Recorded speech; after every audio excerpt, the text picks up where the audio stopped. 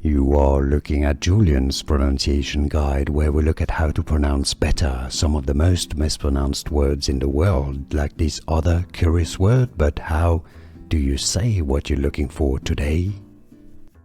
Let's learn once and for all how to pronounce these names. If you want to learn more confusing names from the Bible, biblical names, make sure to stay tuned. We've got many more videos for you. Here's Shem's son, Hebrew pronunciation, and then we'll get to how it's pronounced in English. Arphaxad. In English, the pronunciation is usually as Arphaxad. Arphaxad.